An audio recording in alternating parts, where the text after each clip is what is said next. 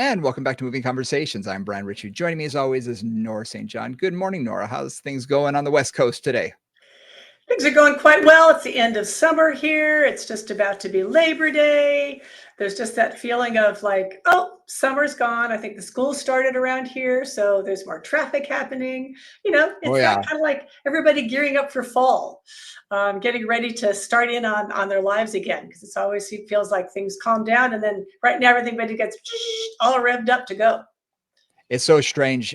The last week has been weather-wise here has been great. And it feels like fall is starting to hit. I mean, Washington, D.C., usually we are still in a sweat box until, you know, at least mid, if not late September. And it's been mid 70s all Oh, week and nice, sort of beautiful. everybody's sort of thinking, okay, when's the other shoe going to drop? What are we expecting now? So no, and it's great. Kids went back to school this week and everything's moving. Traffic's a little worse as it's going to be, Yes, but overall not too bad. Overall not too bad. excellent, Yeah. excellent. Yeah. Well, So we're speaking of that. Yes. yeah. Well, No, what? go ahead. Please, please, please. We are presumably just back from a wonderful trip to Southern California to teach in person. Our Moving Conversations Live at Blue Moon. The event went great. We absolutely loved it. And we just can't wait to basically do it again. So if you're interested in having us come and work at your studio, give you some information, meet us live, we'd love to do that. So let us know. Absolutely, absolutely. We'd love an opportunity to see everybody in person, have you come and learn from us. And I mean, doing it live, there's so much more practicality that can be done, Yeah. Yeah. which is awesome. So you can actually feel what your body is feeling in space and seeing from us what we mean by certain things, because through an audio source, you can only get so much. And even through our YouTube, you can only get so much. And we're sort of limited as to what we can do on Instagram and the amount of time too. So this just gives an opportunity for us to expand, have great questions, and really go deep in on subjects that we can't always go as deep in on when we're doing it in the audio format. So it was awesome. Can't wait to do it again. So if you are interested in having us come, we'd love to talk with you. You can always hit us up. Gmail's account is probably the best way to email us. Movingconvos@gmail.com is the easiest way, and we will respond. You can also DM us, Moving Convos, on Instagram, and we will respond to that as well. And those are our socials. So please do us a favor, like, subscribe, share, all the good stuff. We really appreciate it. They say that less than about 30% of our regular listeners actually do subscribe, but subscriptions make a difference as to how many people see us when people look for us under podcasts and things. So do us a favor. If you haven't hit that subscribe button, please do. We really appreciate it. And that way, every Tuesday, we're in your inbox. It's right there. You can listen to us at your leisure. So we really appreciate it. Now, this week, you and I like what you said earlier. We were speaking a little bit before we hit the record button, how this is a topic, today's topic. We've danced around it a little bit, but we haven't gone into it in great detail. So I'm gonna let you introduce the topic, but I like the way you said that. Yeah, we have spoken about it, but nothing specific yet. So yeah, I think this will be a good opportunity for us to talk about this. What we want to talk about is essentially movement analysis.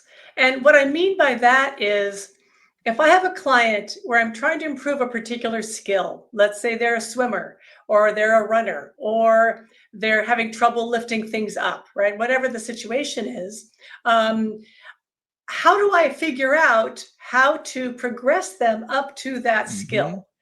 So this is one of the things too that as an educator for Bounce Body for years and years, in teaching new teachers, this was always the question that stumped them. It's like, Yeah. how do I get from A to B? How do I break something down or understand what skills are necessary or what skills are missing to achieve something in the Pilates world like teaser, something like that? And so understanding all the elements of a skill somebody's trying to build is a really useful way to go. Okay, so they've got that skill, they don't seem to have the range of motion, or they don't seem to have the strength, they don't seem to have something, the coordination for that particular thing to move forward. Where are we going to focus our training to get that better? And let's keep this in mind. A skill can be anything. A lot of Yes. people think skill is required in something like dance or in sports or any type of athletic or something of that, an endeavor like that. But a skill can be any exercise. If you're just trying to get them to Yes. do a one-legged balance, that's a skill. If you want Right. them to do a Absolutely. lunge, that's a skill. Or like you said, teaser, something that's a little bit more advanced. Those are all skills. And that's what we do is we teach these skills. We teach these exercises every day. And sometimes, I mean, you and I have been there how many times you think someone can do something and then they do it and you're like, "Ooh, that doesn't Hmm. look like what I thought it was gonna look like." Oh, Right. okay. That's yeah, we gotta change that a little bit. Let's modify that. Let's and how I always break this down, is I call it regression to progression. Yeah, absolutely. Absolutely. The story I've told in many classes was I was at a fitness conference and taking a class from Douglas Brooks, who is high level Bosu master. And he was literally demonstrating things like jumping from a Bosu onto a ball, back on the Bosu. He was showing off a little bit to entertain the crowd. I totally get that. But all of his exercises were pretty advanced. And I had a staff member there who said, I can't do any of this with any client. And she was getting a little huffy with it, thinking that she was wasting your time. And I said, well, let's take this last exercise, regress it. Now regress it again. Now regress it again. And I got her to think, oh, you can regress something down to its basic ways, regress it 10 times until they're basically doing something so simple that they can achieve that. But you can also take the exact opposite and take any basic skill and progress it, which I think in the fitness world, we have a tendency to think much more progression than regression. We Yeah. want to think of making things harder, more intense, putting more weight, putting more sophistication, putting more organization of the skill set into it. And I think a lot of what we really need to do is work on that regression aspect. And I want to speak about it not just as regression of a particular exercise. So, taking one piece of that exercise or just making that exercise simpler, but also understanding what skill is lacking. Sometimes you Oh, have to do a yeah, completely different exercise to get to the absolutely. place where you want to go. I mean, the classic on that is any situation where somebody doesn't have the range of motion that you're looking for. Yep. Right? You think about doing doing like, a lunge, for example, and somebody doesn't have much hip extension.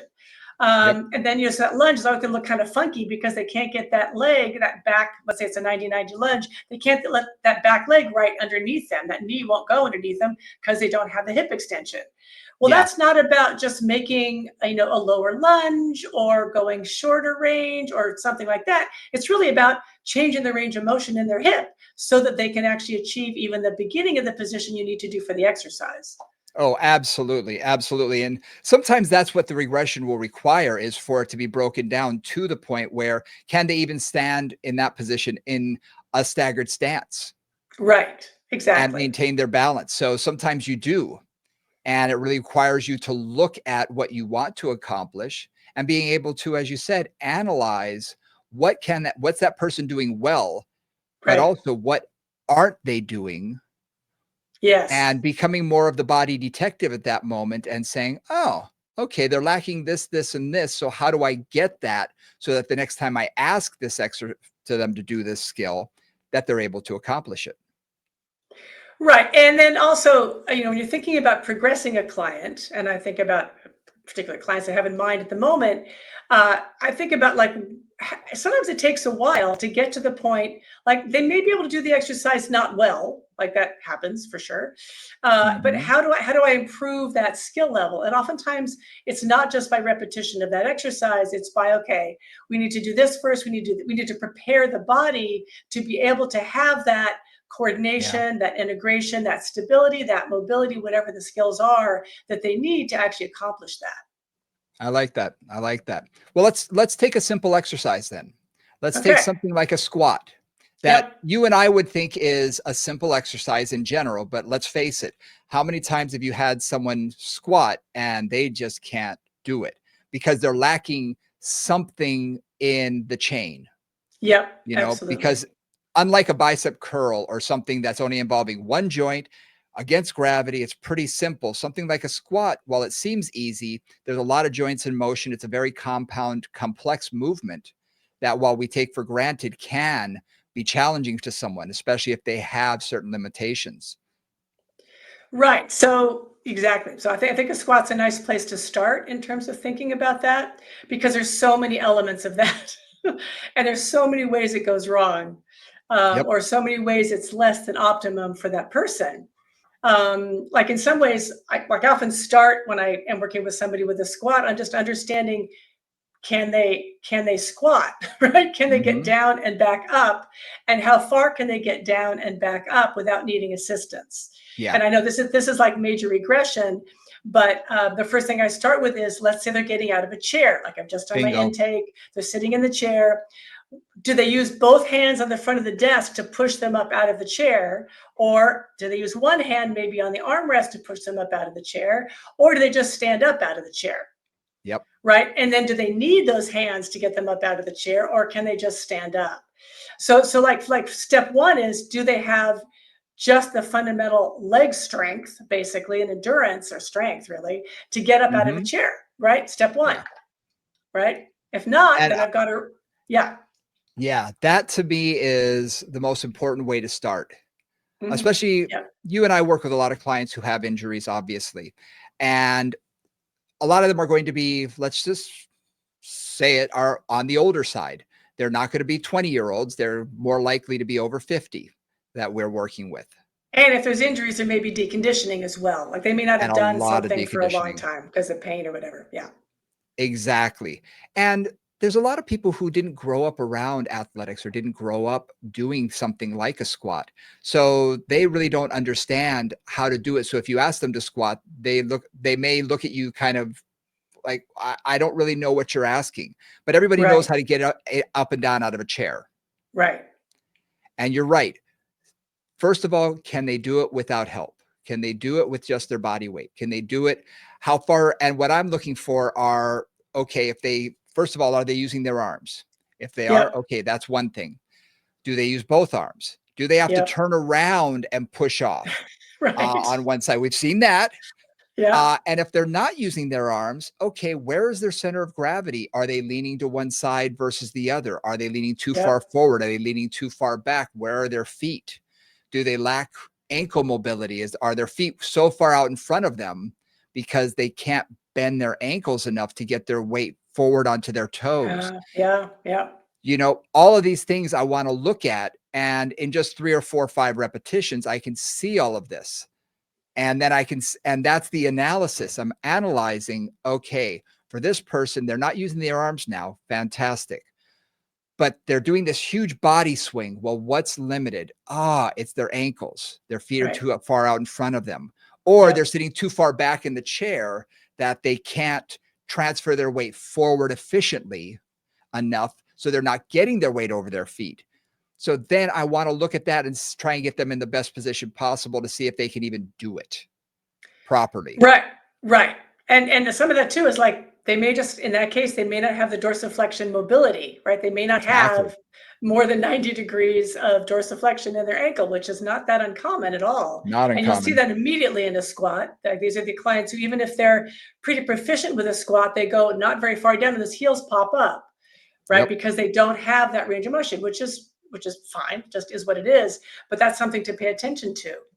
Yeah. Um, the next thing, right? So thinking about just, can they do it? Do they have the strength to do it? And then you're thinking, okay, how am I going to build up that strength?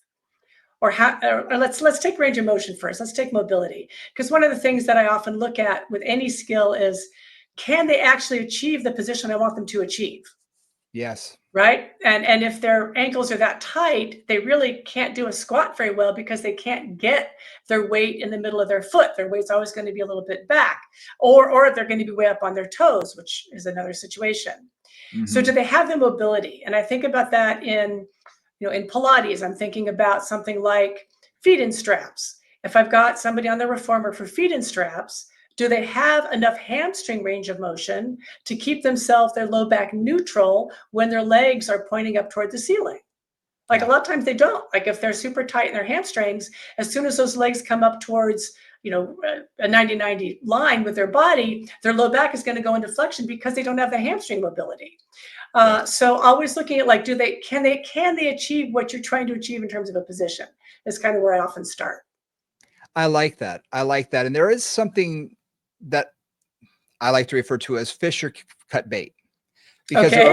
there are going to be times if I want them to do feet and straps, for instance, and they can't maintain that position, can I limit their range of motion Right. to make it still effective? Yeah. Or is it time to just say, you know what? They're not getting enough out of this. I'm going to work on that first skill at lengthening their hamstrings first. I want to work on that, lengthening it in an active way, because just stretching it doesn't always work. So learning how to lengthen it in an active way, would that be more beneficial for them versus continuing to hammer out the repetitions to try and get that range of motion? So you have to really decide which is going to be most beneficial for that client in front of you. Right. Like to use this example, to continue this example, I could put them on the trap table or the tower where they start with less range of motion and they can still get like hamstrings going or whatever you're trying to get going. That would be an option to get the purpose of that exercise in a somewhat regressed way. Mhm. Right. And at the same time, or similarly, I would say, okay, and we also need to lengthen those hamstrings if that's possible. Because the other thing Mhm. too is, sometimes clients are never going to get the ability that you want them to get to achieve that exercise Yeah. fully. That happens all the time, especially with something like hamstring flexibility or ankle dorsiflexion in a squat. Like some people just aren't, that's not going to happen in this lifetime. So then it's also just like, how do I modify? What am I willing to compromise in terms of the exercise Mhm. to be able to get the benefit out of it and modify it for that client in front of me? Yeah. And that's a great question that I'm not sure if now's the best time to go into it, but I'm going to ask you. In something like the squat, for instance, this came up. I was teaching a few weeks ago in West Palm Beach, and the question came up about elevating someone's heels if they lack dorsiflexion in a squat. And I know where I lie on that is I'm not a big fan of doing that because it changes the biomechanics. It changes the amount of pressure that's on the knee, the amount of shear force pushing against the patella tendon, all of that. It really changes the kinematics of the exercise. Yes, they Mhm. can get lower in the squat. Yes, they can achieve a deeper squat. They get better deep hip flexion, but it compromises other joints and it really takes into account that elevated heel. And I told the crew, I said, you do you make the decision based on the client in front of you. There's no absolutes rights or wrong. I rarely will choose to do that myself just because I'd rather work on the ankle dorsiflexion or limit their other range of motion in that way. So they're not going as deep into the squat or adjust their foot positioning wider, changing the angle of their hips or whatnot, because sometimes that can help too. So that I think is a question that also needs to be answered is when do you make that decision to modify it that significantly? So I think for me, some of that, there's two things there. One is how important is the squat to that person, right? Mhm, Like if I've got somebody who, let's say is an avid gardener, and so they're going to be down in a squat or some version of it, mhm, or a lunge, or on their knees, whatever, regularly, and coming mhm, up and down off the ground regularly, or somebody who has small children who will be coming up and down off the ground regularly, mhm, then I may choose to say, okay, it's more important that they are able to go down that low and up efficiently and effectively. So I may say, yes, for you, I will let you lift your heels and we'll play with that, getting balance and strength with that difference in biomechanics mhm, potentially. mhm, Now I'm also going to work on them on like, let's take a lunge instead and let's find other ways to get up and down. So I'll modify the exercise, but I'm also thinking this is somebody who's probably going to end up going down and up a bunch, and I want them to be able to have that full range. Then I might say, okay, so for you to have that full range, your heels are going to come up. yeah, So let's train you to be able to do that with your heels up, with good biomechanics as we can get, and with the strength and support that you need to do that safely or ideally. Yeah. So that would be one situation. mhm, mhm. So it Um, comes down to function for those people. And like I yeah. say, there's no Yeah. no such thing as bad exercise. It matters on does it provide more function for what they need to do whatever their ultimate goal is. So like you say, getting up and Yeah. down the floor, obviously. And I will teach that to some clients, even getting up and down out of a chair. I want their feet back further so they can transfer more weight forward and their heels always come up, always. But again, it's coming up and down a few times. It's not overloading their body with a huge amount of weight on their back or anything like Right. that. Yeah, yeah. Which is a different animal entirely, you know? So Yeah. we just have to figure out what is their goal. I like that you put it that way. What is the goal for that client to be able to have better function for what? What is their end game? Right. Because some people, some people live a life which is they go to work, they drive to work, they come home, they like to walk, they like to bicycle, maybe like they like to do a few things, and if they're active, but they're not somebody who is that deep squat is important to them. In that Yep. case, I may really focus on let's not go into deep squats for you. Let's play with lunges and other things, other exercises we can play with for you, for sure, to get strength and stuff going for you, but we're not going to do that because the biomechanics are just not optimum for you, Mhm. right? Yep. So that might be a choice that I make with somebody who doesn't need that deep squat or isn't really going to use that. That's not important to them. Yeah. And sometimes it's also just finding the modification that does work for them. Do they need to be wider stance? Do they need to be more narrow Right. stance? Do they need to be, however they need to do whatever they need to do modification wise? So I agree. I agree. Those are important things to think about. Or if you're going down and up from the ground, it's like, okay, let's find another way for you to go down and up from the ground, right? So take it Yeah. in a lunge, take it in some other version. So thinking about what the end goal is, thinking Yep. about how you either regress the exercise or regress the skills required for the exercise. Yep. So let's continue with squat a bit and just think about what other skills are required for a good squat. So I would say like understanding like lumbopelvic positioning a little bit. So Mhm. where is my pelvis? Because somebody can go down into a squat and try to keep their back flat against a wall. That's a pretty Yes. common version, like a plie in dance. Right? That's going Mhm. to give you very different mechanics and put stress in different places than actually keeping like shoulders roughly over the knees in a squat. And then Yep. does the back arch? Does the back go into posterior tilt or flexion or extension or posterior tilt or anterior tilt? Like where is the pelvis in that? Because that Mhm. can make a big difference in somebody hurting when they do a squat or not hurting when they Yeah. do a squat or causing stress on their back or their knees or other things. Absolutely. And something else to think about is when you're looking at the way that they are squatting, can they achieve that neutral o- Right. lumbopelvic positioning and control during the exercise? And does it change because they may be structured a little different, shorter femur than tibia, longer femur than tibia? In those situations, you may say, I had one client whose femur was a lot longer than her tibia. So every time she went down, she would lose her lumbopelvic control. She would bend at the Mm-hmm. waist forward because for Mm-hmm. her to get any way down, she needed to transfer so much body weight forward to counterbalance herself.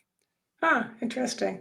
Whereas someone who has a shorter femur and a longer tibia, they can stay more upright because of just the biomechanics. Their center of gravity stays over their ankle joint and they're able to do it a little bit more. I remember this Huh, client, I hadn't thought of that. yeah, she was very proud of her legs. She was in her 60s, but she said it went back in the 1960s when mini skirts came out. I rocked those mini skirts. It was great. And I had her squat and she had the most unique squat where she was literally looked like she was in Japan bowing from the waist, bowing as she was Ah, squatting down. And I was watching her and I said, wait a minute. And I measured greater trochanter ah, to her knee and yeah. then knee to ankle. And looking at it, I said, wow, you almost have a 1.5 ratio. Whereas Wow. it's you, I probably would say 4 or 5 inches longer in her femur than her Wow. tibia. And Wow. that's significant. Most people are closer to Yes. 50-50, but it was Yeah. so significant that she did that and she had that bow. So for her, there was no way to really achieve a deep squat in a traditional way. We had to modify it a lot. And I found a real wide stance really helped for her. Everybody's a little different. It took that out of it. And if you think about widening the squat, it brought her knees from the side. You could see the knees sort of go back toward the hips a little bit as the knees got wider, from the back, so her center of gravity could stay over her ankles better. So I was like, okay, that works for her. So it Ah, all came down to physics in that sense. yeah. And likewise, I had a gentleman who was a world champion squatter. He was maybe 5'5" tall and maybe 5'5" wide. He was a gigantic man, width-wise. But I looked at his legs and I said, "You have some of the shortest femurs I've ever seen," but his tibias were fairly long. It Ah, let him handle so much more weight when he squatted. oh, that is so interesting. So it was really about the biomechanics and their specific, idiosyncrasies to their bodies. And this is also where movement analysis is really important. Like you Incredibly take that important. analysis to a pretty deep level because you were like, why does this look so different Yeah. than somebody else doing this? Right. And you actually took the time to analyze it and understand the bones are in a different relationship to each other. And that is going to change how everything else works. Yeah. Right. So But that's another, yeah. yeah, with that first person though, my initial reaction was, "Oh, it's gotta be her ankles." Because Uh-huh. to get her in a good position, her heels came up all the time, and she's someone who did wear heels a lot in her professional life, so Right. immediately my thoughts started to go there until I really took a real close look and wait, she has good ankle dorsiflexion, Right. because I measured that and I thought, "No, her ankle dorsiflexion should be sufficient enough for a squat." Yeah. And in a lunge, she could do it. She could get down into a lunge with no problem. I'm thinking, "Wait a minute, something else is going on here." So we sometimes have to go a little bit deeper, and it does come down to that movement analysis. How do they look when they move? And that was really where I started getting the finer points of that, going, "Oh, okay, she's losing her spine and she's not able to dorsiflex from her ankle, but it has nothing to do with those two. It's actually the bones." So Which is, again, this is where looking closely. We talked a lot about this when we talked to Tom Cook in one of our sessions recently. Uh, when you look closely at somebody like you have to you look at kind of what you think you're looking for, right? You have a vision in your mhm, mind of what that exercise is supposed to look like, and then yeah, you've got to look at that client and go, okay, so what isn't matching what I think it should look like? Where are things weird? They're asymmetrical, or again, the folds are in funny mhm, places, like their back is too curved or their back is too arched or whatever it is. And then you also then have to look at kind of like then take a step back and go, okay, that looks funny. And where does it look funny? Recognizing that. And then trying to look at, again, those bones, which I think is always a good way to look and say, well, what's happening? Is this a joint issue? Is it a soft tissue issue? Is it a mhm, stability issue? Like is it a coordination issue? Is it an understanding of the exercise issue? Like all those things come into play.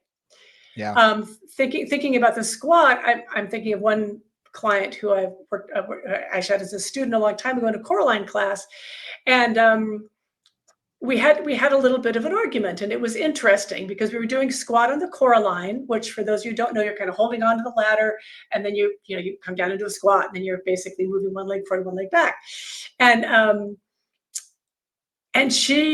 and I was talking about a squat and how in a squat you typically, tip forward a bit. So you're flexing at the hip, you're flexing at the knee, you're dorsiflexing at the ankle, all those 3 points are working. And she was like, well, I was taught as a young woman that when you sit down, you never tip, you never flex at the hips.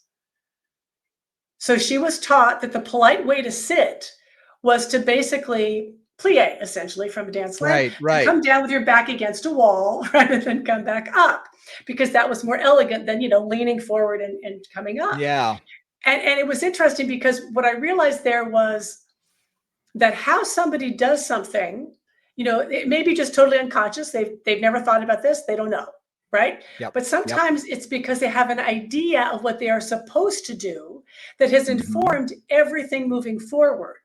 yeah, And that happens all the time in sports performance. It happens all the time in Pilates. I'm sure it happens in personal training too. Somebody said, all the time. this is what a squat should be. So I should be able to do this. And then you realize, like, structurally, that is never going to happen for you. And it shouldn't Mhm, happen for you because that's actually destructive to your system. So, yep, so part of movement analysis is not just the biomechanics, but also what are the kind of psychological assumptions behind what that should be. yeah. And that's getting a little subtle, but I find that all the time. No. It's very, very true. I can't tell you how many times I've had someone come to me who is our age, who did a lot of aerobics classes in the 80s or something, Yeah. or a lot of ab classes. And every time they go to do a roll up, they squeeze their butt and they tuck their tailbone before they ever move their upper torso. Right. Like, Right. wait a minute, that should stay neutral. You're moving toward it. You're not meeting in the middle, you're moving toward it. But how they learned and doing thousands of repetitions years ago is still ingrained and Yeah. hardwired into them now. Absolutely. And squats are the same thing. Improperly doing lunges, so many exercises that we see. I mean, in the squat, how many times have you seen someone squat down good and they come up and what do? They squeeze their butt, they tuck their tailbone under at the top because that Right. was something they learned in some class Somewhere. somewhere in the past. Somewhere. Yeah. And now that is hardwired in after repetition upon repetition. And it's hard to retrain that sometimes. And it can be subtle, but you have to say, oh, something just doesn't look right. And your example is great because I've met a number of people who were dancers and you get them to try and squat and they can't squat. No, They they'll can't plie. tilt forward. They all plie. It's like, okay, we need to Yeah. retrain this because that Yeah. may work for you today, but in reality, in real life, you need to be able to transfer that weight forward and keep your shoulders, over where your center of gravity is. And it can be hard to train. It can be hard to reteach. Yeah. I've taught less now because there's more crossover now between personal training and Pilates than there used to be. Now there's quite a lot, which is really nice. But I know, I remember teaching a squat this is many, many years ago at a conference. And just like, okay, everybody, let's just squat. And it was like the variety around the room. This was, experienced teachers, experienced movers was remarkable. I mean, there was everything Yeah. from the full plie to like practically 90 degrees down and every single range in between. Yeah. It was fascinating, where the hips were, where the feet were, where the knees were, where the back was. It was just like literally the whole rainbow was there in front of me, and it Mhm. was interesting because that showed what they're thinking the exercise is, or what they've been Mhm. taught the exercise is, or what they're unconsciously doing, depending on what their background was. And it was just really interesting to see that the many variations of a simple exercise that we do all the time. Down up off the toilet, down up off a chair, in and out of Mhm. your car. Like, this is not something you don't do every day. Yep. So it was really fascinating to watch that. I also find, and with a lot of our sedentary clients, that they think of a squat as being one thing, but getting up and down out of a chair is something different. Exactly. Yeah. They don't see that as being the same thing. So you ask them to squat and they go into exercise mode. I need to take my feet hip width apart. I need to do, and it's like, calm down. You don't have to put that much effort into it. Just go down and come up. And that's why it's sometimes teaching sitting down, standing up is a little easier because when you say, okay, you just did a squat, you can see a light bulb go off. Oh, Hmm. really? I guess it is. Say, okay, now we need to adjust that a little bit. Let's fine tune this. I'm very big, as you know, don't make the client wrong, fine tune. Just, okay, we're going to fine tune this. We're going to do this. We're going to do this. Make small adjustments and changes rather than say, oh, that was horrible. Right. That sucked. That sucked. Yeah. So, That never works. exactly. Unless you know the client and you want to be jokey about it. But a lot Right. of Right. times Right. it's, we want to fine tune this. So let's try this, let's try this. And that can make a huge difference.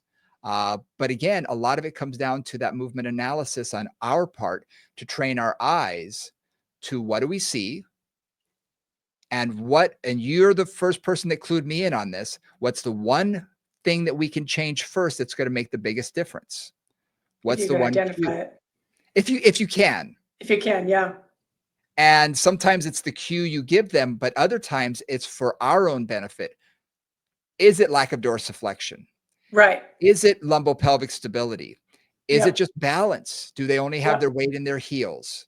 Sometimes Yep. it's for our benefit. What's the one thing I need to work on and change over the next weeks, 2 months, 2 years, whatever it is? What's the one thing that I need to work on to get this skill to be where it needs to be? Exactly. Yeah, exactly. So thinking about play with squat a bit, which is again simple and complex at the same time. And Mhm. I think talk through a lot of ways to think about that. Like what's their one of the pieces we haven't talked about. They're talking a little bit about pelvic stability and just like finding that pelvic positioning. We've Mhm. talked a bit about just structural differences and how to modify for that. We've looked at things like mobility in the ankles as the typical thing for that. The other thing is strength, right? Just Yeah. basic, do they have leg strength? And sometimes I know for some of my clients, I start, because again, like Brian, I work with a lot of clients with injuries and older clients and stuff. I'll start with things like, I mean, I've said this before, touch and goes on the reformer foot bar. So just having them stand in front of it and like they're squatting down, it's not very far, touch their butt to it and stand back up, touch their butt to it and Yep. stand back up. So it's a very small squat, but it gives them that idea of doing it and doing it repetitively and doing it Uh-huh. with, with some alignment and some awareness.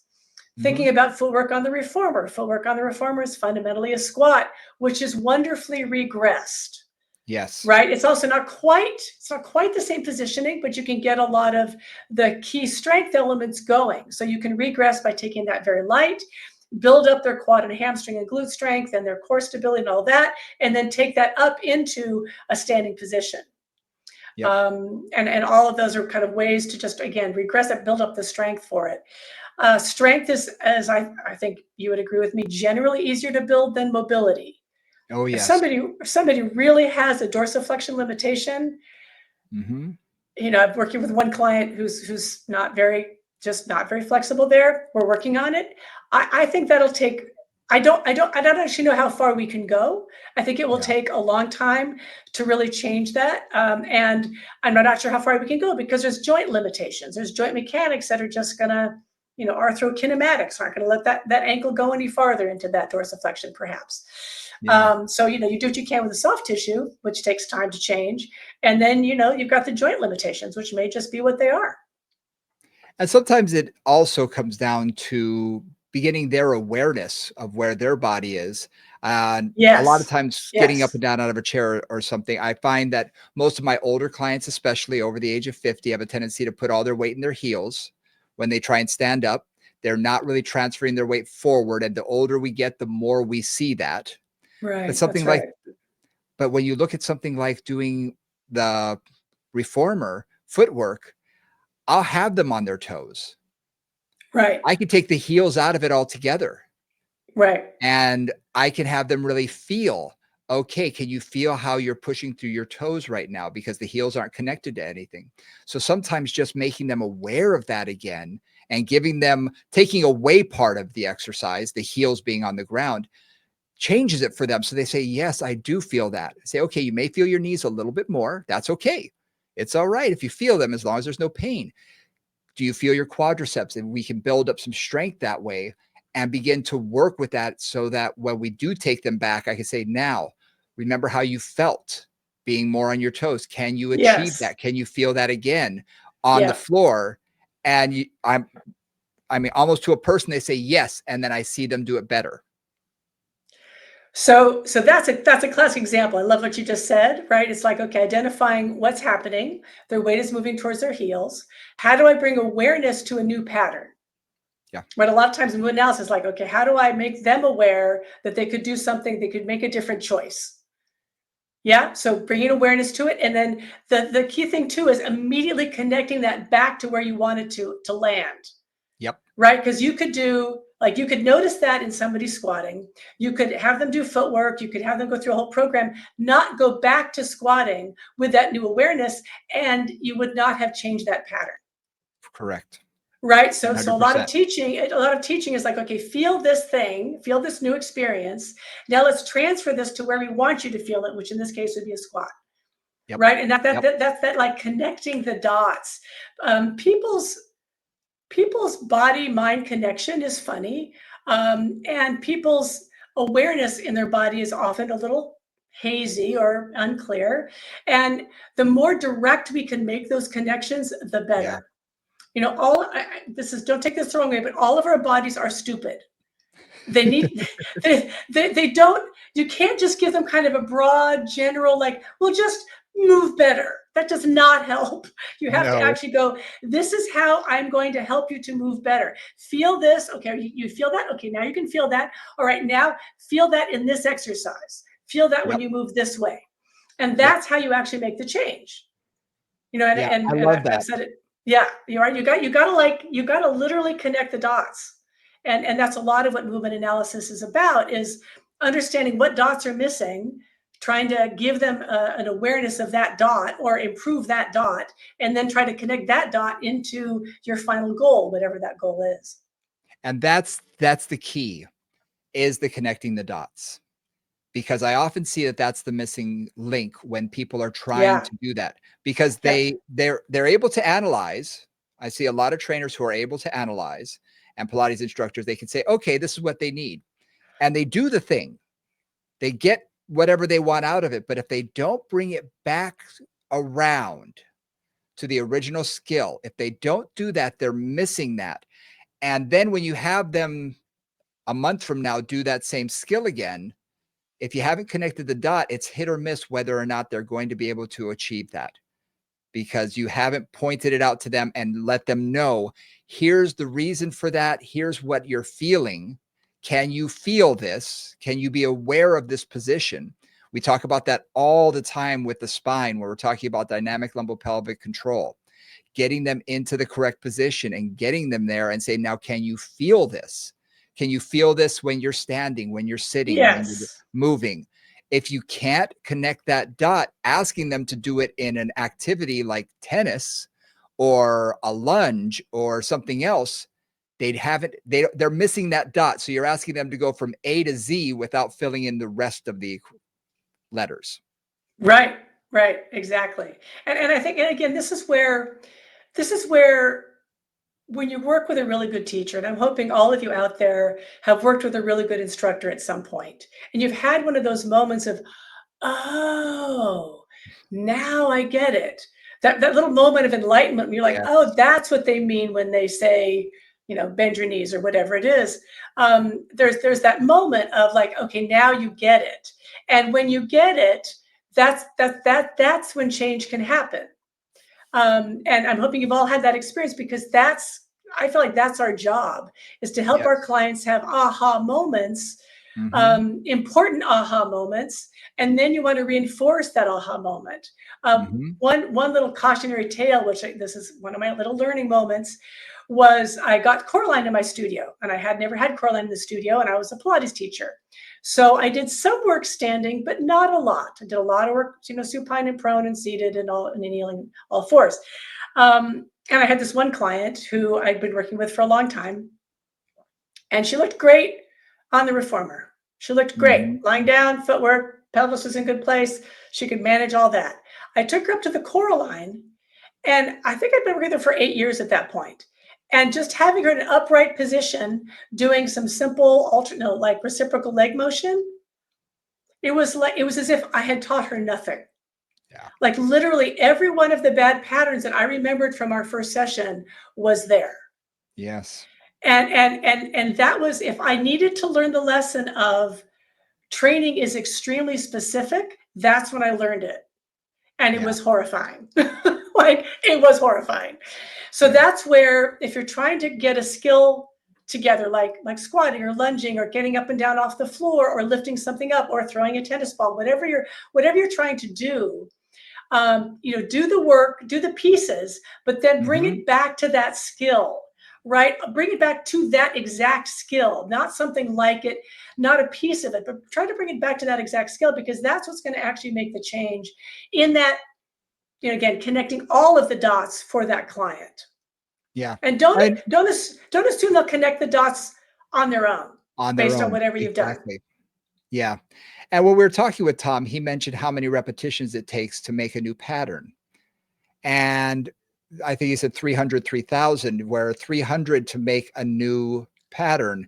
Uh, that's a lot. That's an awful lot. And if you I love don't it. really get them to realize, here's the reason why we're doing it, here's what your focus needs to be on, and here's what we've built up to. So again, teaching them where the dots are, connecting those dots for them, not only giving them the skill to get to that final skill, but then connecting all those dots, you're never going to be able to get those 300 good repetitions because old Right. patterns can fall back in, especially if you're having people do things at home. I highly, highly recommend homework, homework, homework. However, you're not there. They're on their Right. own. The bad thing about homework is you're not really sure what they're doing. And sometimes it's great and sometimes it's not. Exactly. So they could be going back to those old patterns. So unless you tell them the reason why you're changing the pattern and how you're changing the pattern for the better and what that's going to give them in the end, you have to give them worth, value. They're not going to be invested in it so that they're going to be like, okay, I'm doing squats, and they'll go back into those old habits. And I've seen Yep. that a thousand Exactly. times. Exactly. Exactly. Yeah. So that's a really good point of establishing the pattern and then repetition. And one of the things that I'm talking about the Pilates environment specifically here is one of the things we often do in the Pilates environment is we do a few reps of a lot of different things. Right, we don't tend to do 3 sets of 20 reps of anything. That's just not the usual way that's done in a Pilates studio. However, we're often touching the same skill from many different angles. So Yes. one of the powerful tools I've used often in the studio is, let's say I'm working on dorsiflexion, for example, to go back to our squat example. I'll work on dorsiflexion in footwork. I may even work on it in feet-in straps. I'll have them, if I've got those nice Y loops or something that can hold their feet in position, I might work on it there. I might work on it in knee stretch. I might work on Mhm. it even when they're doing some standing work. So I will take it in a lot of different ways, in a lot of different areas, but I'll focus on the same skill. And that Mhm. I find is also a nice way to help transfer that skill to multiple activities, Yeah. right? Yeah. It goes back to three-dimensional training. You don't Yeah, just train in one way. You hit it from as many different angles as you can for many different reasons. One, you want to affect a change, and in order to do that, you need to hit it from different angles because either gravity is going to be affected by it or the spring resistance or however we're going to load it. But we also want to make sure that it's there no matter how they challenge it in real life, because that's right. really what it comes down to is Yeah. in real life, how is it going to be challenged? Because if they need that for a specific skill, or let's say they take up a new sport or something, tennis, pickleball, whatever, and suddenly they're asking a lot more of it in a different way, you want to make sure that they have that strength and skill hardwired in, infused in that area already. Right, and able to occur because we want to make it unconsciously competent, right? Unconscious. Is kind of our, Yep. our ultimate goal. If you're moving fast, if you're in an unexpected situation, if you're playing sports of any kind, those patterns have to be hardwired in there because you are not conscious of 100%. them. If you're Yep. responding to a ball or you're responding to a running 2-year-old, like you are not thinking, oh, I must flex my hips. Like you're not, no. hopefully Nope. hopefully that's not happening. Right. Yep. You're just responding. And Yep. again, if you really train that, that's at 300, 3000. If you really train that pattern that deeply, then it's there for you no matter what, Mhm. when it's called upon. So yeah, absolutely. Yeah. Yeah. So breaking this down for movement analysis, because we've covered a lot of different areas, I think let's sort of summarize. I think Yep. when we look at it first, let's take the squat or a lunge or any type of exercise, any type of skill that we want to achieve or teaser, whatever we want to do. We want to first watch them and see what they're doing. How are Right. they performing it today? Yes. And we try and pick a way to have them do it that's going to be safe, that's going to be fairly easy for them, like a squat, getting up and down out of a chair, something simple. Yes. And I want to say one thing there at that first step, which is sure. let them do it the way they do it. Oh, Don't 100%. do not over cue them if you're trying to Oh, yeah. understand how they do it. So just there we go. So first step is assessment. Go on. Yeah. No, that is, in my opinion, the most important Yeah. because I can't tell you how many times you have, I see people over cue, overcorrect before they've even gotten the first repetition off. Hmm. In my opinion, I think there's a lot of people, trainers, Pilates instructors, whatever, who want to give value and show that I'm doing this for you. I'm trying to get you in the best position possible, but they run their mouth a little more than they're running their eyes. what do you see first? What's their natural pattern? So I love that you said that. I'm very happy you said that. So see, what is their natural pattern? What do we see? How are they performing the exercise? Then, all right, what is missing? Or what is making it look, what's their hitch in their giddy up? What does not look quite so right? And try and be, again, that body detective, picking out, okay, what's the big one, hopefully, or what is missing in a couple of different ways, and really analyzing that part of it. From there, just like exactly. So what looks funny? Like I love Brian has a wonderful way of talking about assessment, which is what do I see in 10 seconds from 10 feet away? What sticks out? Yep. Right? Like what's obviously just a little funky. And then from there, like one of the challenges with that is that the source of the problem? Mm-hmm. Right? Like the hip is doing something weird. Is that the hip that's doing this something weird? That's like your first thing is okay, let's understand the hip. Then you've got to see, okay, is that really where the root of the problem is, or is it their feet? Or is Yeah. it their shoulders, or is it their head position, right? But start with what you see first, right? Yep. And figure out if that is where the problem is. Is it responsible for what you see, or is it a byproduct of something else? Very well said. Yeah. And that's a challenge. And that's something it's a skill that you need to create as an instructor in Mhm. yourself. But again, look at all the things that are missing, all the things that might be going on, and then try and correct one thing at a time. Did that make a difference? Right. Did that make a difference? Again, in the squat, you see that they're lacking dorsiflexion. Okay, is it dorsiflexion, or is it proprioception that they're not feeling their toes? So can I make that correction and say, put a little bit more weight in your toes? Does that change things? Oh, as soon as I do that, their heels are way up off the ground. Okay, that's a lack of mobility. Got it. Now I know. Now I have something to work toward that I can work on. If it is, okay, they can put their weight in their toes, but they immediately rock back to their heels. Okay, that's the skill we need to work on. They need to be more proprioceptive into their feet, where Right. their body weight is. Right. Breaking down those motions and trying to create, the skill again, to create the greater skill, to, what exercise is going to get them to that bigger picture. So that's kind of good. So that's kind of step one is seeing what you see and Mm-hmm. observing.